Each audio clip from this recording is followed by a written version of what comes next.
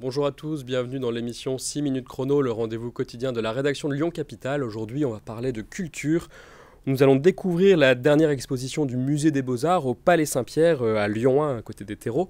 Elle s'appelle Connecter les mondes. Elle se tient du 21 juin au 1er septembre. Et pour en parler, nous recevons Léa Saint-Raymond, qui est commissaire de l'exposition. Bonjour Léa Saint-Raymond. Bonjour Éloi. Merci d'être venue sur notre plateau. On va rentrer dans le vif du sujet. Est-ce que vous pouvez nous présenter d'abord dans les grandes lignes cette exposition? Qu'est-ce qu'on pourra y voir? On pourra y voir une sélection d'œuvres du Musée des Beaux-Arts et du Musée d'Art contemporain de Lyon. Et on le verra sous l'angle de l'ailleurs. On va voir l'ailleurs dans l'ici, comme je dis. Donc voir ces collections sous l'angle du global. Et alors, c'est des peintures, voilà, quels sont les supports que l'on pourra avoir au Musée Saint-Pierre? Il y a tout type d'œuvres, donc de la sculpture, peinture, céramique. C'est très large? C'est très très large et j'espère que ça vous plaira. Eh ben, c'est vrai j'espère que ça va plaire à beaucoup de Lyonnais, en tout cas c'est pendant tout l'été.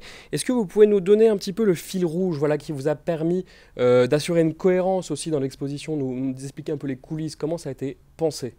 Donc on a cherché à sélectionner des œuvres qui donnaient à voir, comme je disais, l'ailleurs dans l'ici, donc des œuvres ouvertes aussi sur des circulations internationales d'artistes, de motifs. Donc aussi des œuvres qui interrogeaient la relation avec autrui, donc dans un univers globalisé. Quand vous dites ailleurs dans l'ici, vous pouvez un petit peu développer pour nous expliquer, je pense que tout le monde ne comprend pas de prime abord en tout cas cette expression, ça veut dire... Essayer de voir les influences. Les œuvres en fait, n'ont jamais été fermées sur le local, mais ont toujours été nourries d'échanges, que ce soit à travers les circulations d'artistes, mais aussi les circulations d'objets. Et on a un exemple très très beau avec deux broderies qui ont été réalisées par les artisans à Macao au début du XVIIe siècle. Et ces broderies ont été commanditées pour le gouverneur portugais de Macao. Et donc on voit vraiment des influences, des influences qui sont littéralement tissées ensemble dans cette broderie et c'est vertigineux. Donc à la fois des influences portugaises et asiatiques, c'est ça oui. En même temps? Donc le dessin, c'est un Lyonnais, figurez-vous, c'est Bernard Salomon, un graveur qui a fait le dessin, mais ce sont les artisans chinois qui ont fait le motif et notamment qui ont rempli un peu les creux, notamment on voit des nuages faits un peu à l'inspiration chinoise, mais aussi des vagues. Enfin, c'est étonnant, il faut les voir. Voilà, il faut voir cette exposition, c'est très intéressant. Est-ce que vous pouvez nous dire comment voilà, s'est passé le travail? C'est un travail de combien de temps avant, par exemple? Comment est-ce qu'on prépare une exposition comme ça, dans les coulisses un peu? Donc c'est Sylvie Ramon qui est la directrice du pôle, donc Musée des Beaux-Arts et Musée d'Art Contemporain, qui a sollicité un peu mon œil en juillet dernier. Et après nous avons travaillé avec les équipes, donc individuellement on a pris rendez-vous avec chacune des conservateurs et puis on a aussi travaillé beaucoup avec Salima Elal qui est conservatrice des objets d'art au Musée des Beaux-Arts. C'est elle qui a été la responsable de cette parenthèse, j'ai envie de dire, de cette section dans la section sur les broderies de Macao. Donc c'est un travail vraiment, et je tiens à le souligner, un travail d'équipe et avec aussi toutes les équipes en coulisses, notamment je pense à Élodie Roy qui a fait aussi toutes les bases de données, je pense aussi à la régie et j'ai rencontré une deuxième famille de cœur lyonnaise. Voilà, donc voir le fruit de ce travail collectif. Est-ce que, voilà, vous l'avez dit, les fonds sont exclusivement lyonnais? C'est ça, les œuvres proviennent toutes de Lyon? Ça a été l'exercice qu'on a fait, vraiment de sélectionner les œuvres des deux musées.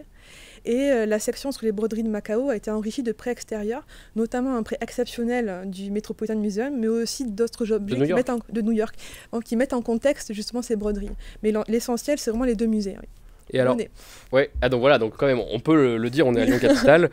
Est-ce que vous avez un coup de cœur personnel aussi parmi ces œuvres à nous présenter? Voilà, le coup de cœur de la commissaire de l'exposition. C'est toujours un exercice difficile, mais est-ce qu'il y a une œuvre qui vous a plus marqué ou vous voulez mettre en avant particulièrement?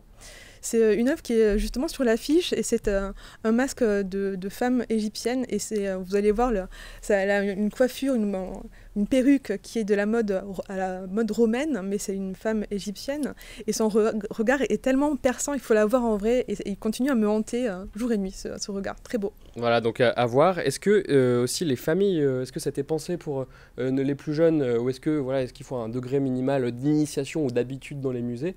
Ou est-ce qu'on peut venir avec ses enfants, adolescents? C'est possible? Ça a été réfléchi pour ça? Ça a été vraiment réfléchi. Véronique Moreno-Lourtou a fait un travail magnifique sur les cartels enfants.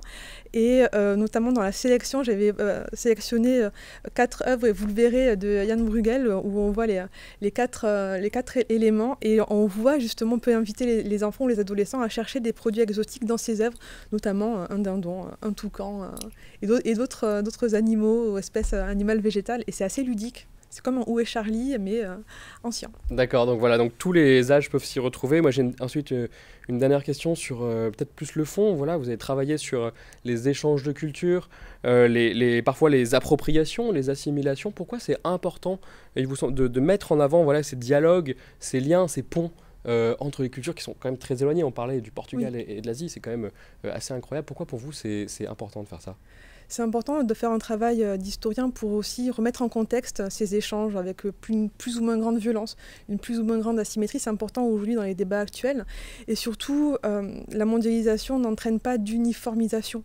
Je veux dire, et c'est ça qui est aussi magnifique, c'est que c'est pas parce qu'on échange qu'on perd notre unicité. Au contraire, les échanges se nourrissent des unicités plurielles. Et c'est ça qui fait aussi la créativité infinie de l'esprit humain. Voilà, entre le frottement des différentes cultures. Merci beaucoup Léa Saint-Raymond d'être venue sur notre plateau. C'est déjà la fin des 6 minutes chrono. Déjà. Quant à vous, merci d'avoir suivi cette émission. Donc vous pouvez retrouver Connecter les mondes au musée Saint-Pierre, au musée des Beaux-Arts au Palais Saint-Pierre dans le centre-ville de Lyon. Ça se tient du 21 juin au 1er septembre. Et cet été aussi dans ce musée, vous pourrez retrouver les danseuses et danseurs de la compagnie du Centre chorégraphique national de Rieux-la-Pape qui fera un traditionnel haka. Voilà, ça s'appelle Balaka, ça se tient le samedi 5 juillet. Et puis il y aura aussi pendant tout l'été des visites au jardin botanique du parc de la Tête d'Or avec des équipes du musée des Beaux-Arts. Merci d'avoir suivi cette émission, à très bientôt.